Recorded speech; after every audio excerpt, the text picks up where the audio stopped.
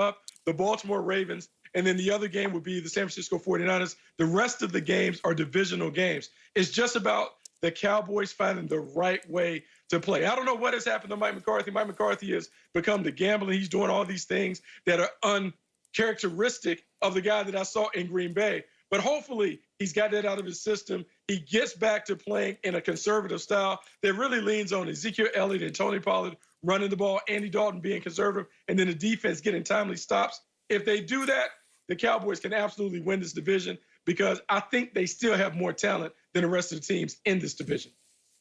Yeah, it's interesting, man. You talk about the right way to play.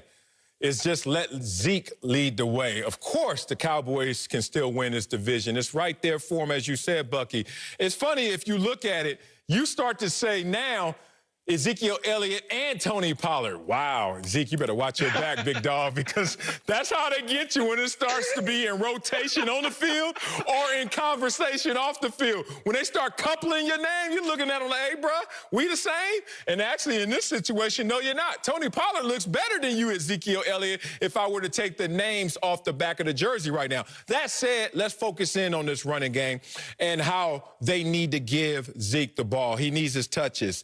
All of their wins have come when Zeke has carried the ball 19-plus times. And we know they had some close losses even when they tried to feed Zeke. The loss to the Rams and that Ben DiNucci game against the Eagles, which they didn't really have a capable quarterback out there, Denver Broncos style. But bottom line, the Cowboys are and have always been a team that when they feed Zeke, they're a highly functioning offense, and that's what they need to do. You look at the schedule, you just broke it down.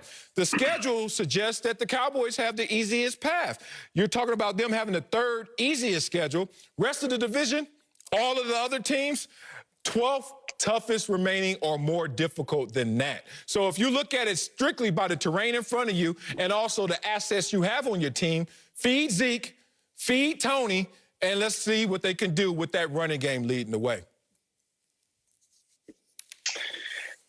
Yeah, it sounds good. I just don't believe that they can execute it, which is why I'm saying no. I don't believe they can because a lot of their issues are within. It's not so much looking at who they have on the schedule. Look at who they have beaten on their own schedule. That's the Atlanta Falcons, who are 4-7. It's the Giants, who are 4-7. And then it's the Minnesota Vikings, who are 5-6. Have they beaten a team that has any type of growth or potential to be a 500 team? No, but one thing I will say is, yes, their schedule is favorable, but the teams that they are playing on that schedule, which they got to get the Giants again, they're a much better team than they faced the first time. And I believe they are a better coached and more disciplined team than they faced the first time. So when you look at these scenarios, yes, does it lay up for them?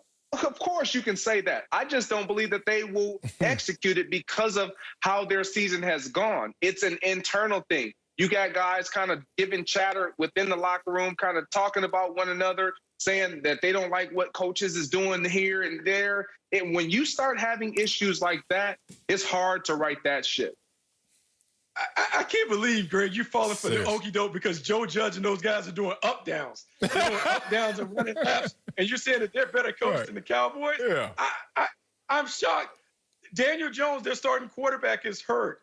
They already knocked off the Giants before, so they'll knock them off again. The Philadelphia Eagles, we just talked about, can't get right for an entire segment. So that's 2 wins right there. Boom. Now it's about trying to find a way to win maybe 1 out of the 3.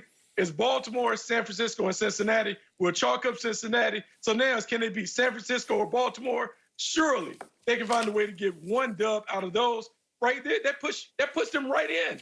They're in. The Cowboys are in. Yeah, it's funny. Let me tell you something. Go ahead. I just watched the 49ers play. They're not beating the Niners. They're not gonna beat the Niners. And since we're in the business of just giving wins and losses, I'll go to this one. They're not beating the Niners, and they're not gonna beat the Giants, and they're not gonna beat the Eagles, and they definitely not gonna beat the Baltimore Ravens. So that leaves them out. I'll give you 1 of the last remaining 5.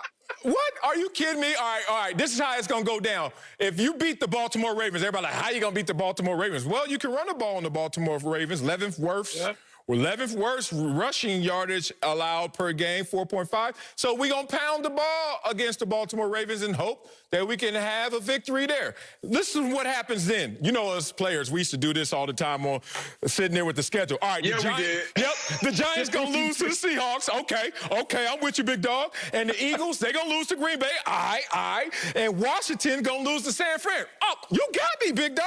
Guess what that means? With 4 games to go, the Dallas Cowboys will be sitting there tied for the division lead. Just that simple. Yeah. And that's just 1 week, Greg. Oh, what the hell you talking about? They're not going to win here and win that. Everything I said sounded feasible, sounded like it's going to happen. So I don't see how you say this team can't win.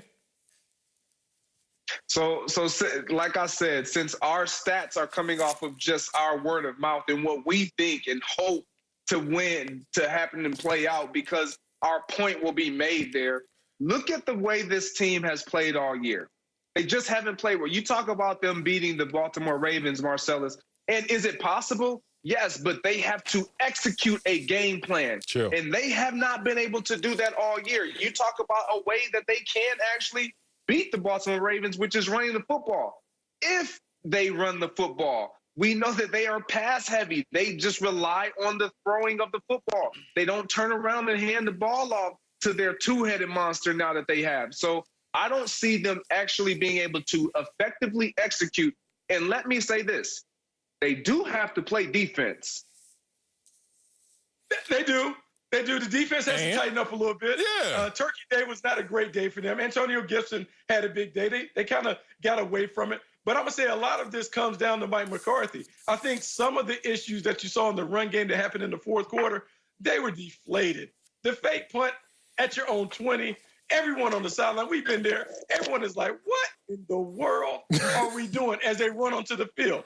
And so they lost their way. But I think with the extended time, because the Ravens situation has pushed the game back to next Tuesday, I think they'll be refocused. The bye week will kind of give them an opportunity to clean up some of the issues. And remember, not many of us thought they could beat the Minnesota Vikings and their running attack. So as I look at not only Baltimore, but I look at San Francisco, there is a blueprint for them to execute where they're able to slow it down. We'll see if they can get it done. But I know those last two, put them in the win column. The Giants and the Eagles, chalk them up. And the Bengals. Don't act like they can't beat the Bengals. That's another one. That's 3 wins right there. We ain't even got to the rest of the schedule right now. It takes 7 to get them in. Yeah. 7 to get them. So we got 3 right now. We just got to figure out where that other win is coming from. But there are 3 already on the table. If this is spades, I feel good about the books. I feel good about the books that I got on the table. So they got 3 wins out of their first 11 games. Now all of a sudden they're going 4 out of 5 for the schedule was different then. The schedule was different in the early part of the season. It's about how you stack them up, and now they're gonna stack them up. But the players ain't.